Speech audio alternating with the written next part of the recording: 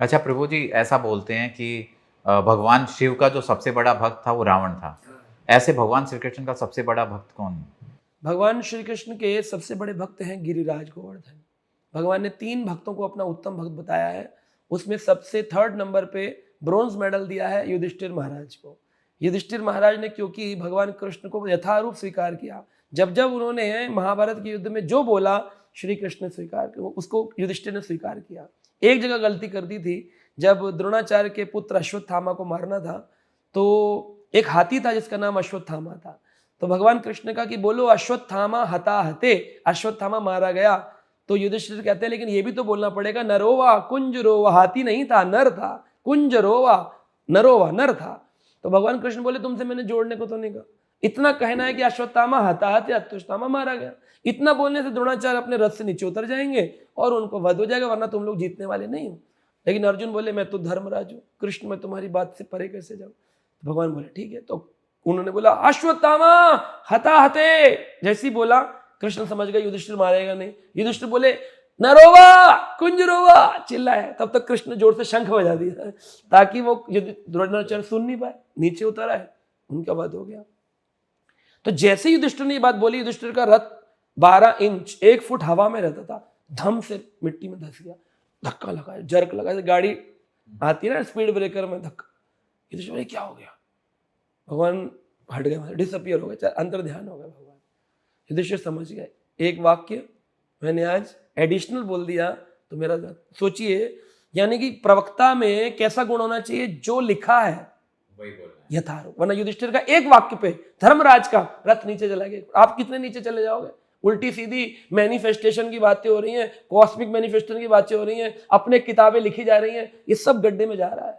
सिर्फ वो बोलना है जो वेद व्यास ने लिखा है, यथारूप। इसलिए इस्कॉन ने गीता निकाली एज इट इज, जैसा कृष्ण ने बोला, जैसा भगवान अर्जुन ने सुना, वैसा ही लिखा गया।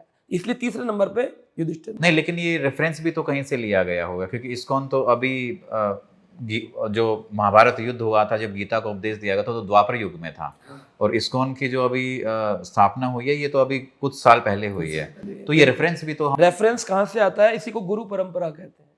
भगवान कृष्ण ने ज्ञान दिया ब्रह्मा जी को, ब्रह्मा जी ने ज्ञान दिया नारद जी को, नारद जी ने ज्ञान दिया वेद व्यास जी को, तब वेद व्यास जी ने लिखा ग्रंथ। वेद व्यास जी ने आगे अपने 4 शिष्य बनाए, अनेक शिष्य बनाए। उन शिष्यों में से एक शिष्य थे माधवाचार्य जी।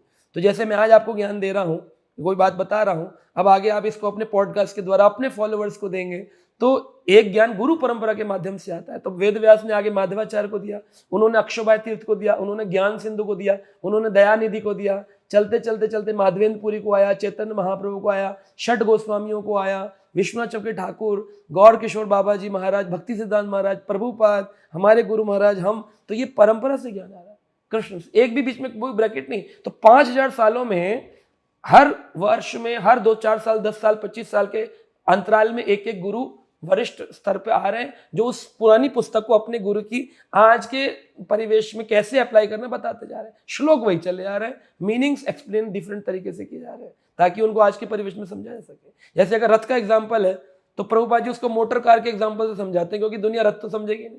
अब आप अपने बच्चे को तांगा समझाना चाहो, कैसे समझेगा, उसने देखा ही नहीं है, तो उसको मोटर कार से समझाना पड़ेगा उस बात। तो बस एग्जाम्पल चेंज किए जाते हैं, श्लोक, मीनिंग, अर्थ हो जाता है। अच्छा, क्यों चलता था युधिष्ठिर का रथ? क्योंकि युधिष्ठिर धर्म है ना, तो धर्म जो है वो हमेशा पृथ्वी पर नहीं टिकता, धर्म पृथ्वी से ऊपर। जो भी व्यक्ति धार्मिक होगा वो जमीन पर ऊंचा रहता है। धार्मिक व्यक्ति वो संसार में नीचे तो वो रहते हैं जो संसारी होते हैं, लेकिन जो धर्म के साथ लेता है वो समाज में हमेशा ऊंचा स्तर होता है। आप देखिए, आपने बोला आज हमारे विशेष व्यक्तियां हैं, क्या विशेषता है मेरी? क्या मेरे सींग है? क्या मेरे पंख हैं? क्या मैं प्रधानमंत्री हूं? क्या मैं किसी मंदिर का अध्यक्ष हूं?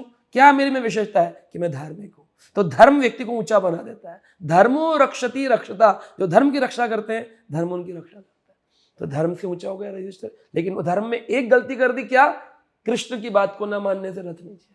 तो ये हमें याद रखना चाहिए, धर्म के पालनकर्ताओं को, धर्म के वक्ताओं को, धर्म के प्रवक्ताओं को, कि धर्म की बातें करते वक्त अपना न जोड़े, जो धर्म शास्त्र में लिखा यथारूप बताना चाहिए। एक मिनट में बता दूं, पहले वो 3 जो आपने बोला कौन से सबसे बड़े भक्त हुए। दूसरे हुए उद्धव जी महाराज। उद्धव जो है भगवान कृष्ण के दैताम सखा, सबसे दांत काटे सखा। एक रोटी उद्धव खाएंगे, एक रोटी कृष्ण खाएंगे। तो उसी इतने प्रिय सखा, देखने में भी कृष्ण जैसे थे, इसलिए कृष्ण ने उनको वृंदावन भेजा, जाओ गोपियों को थोड़ा समझा के आओ कि मैं अभी कुछ काल बाद आऊंगा, मेरे प्रेम का संदेश लेकर जाओ।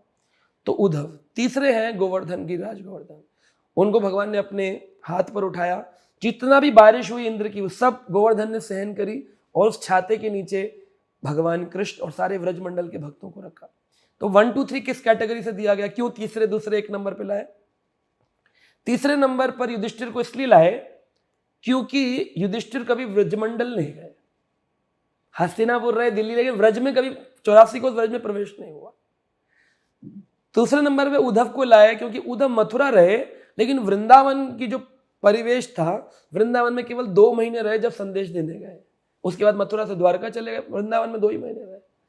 लेकिन जो गिरिराज गोवर्धन है वो हमेशा निरंतर 5000 सालों से व्रज में प्रवेश है, व्रज में बैठा हुआ है। इसलिए ठाकुर जी ने कहा जो व्रज में रहते हैं वो मेरे हृदय में रहते हैं, वो मेरे लिए सबसे, इसलिए भगवान भागवत में एक श्लोक बोलते हैं, हरिर्दास वर्यम गिरिराज, हरियों के दास में वर्यम सबसे श्रेष्ठ है गिरिराज गोवर्धन, हरिर्दास वर्यम।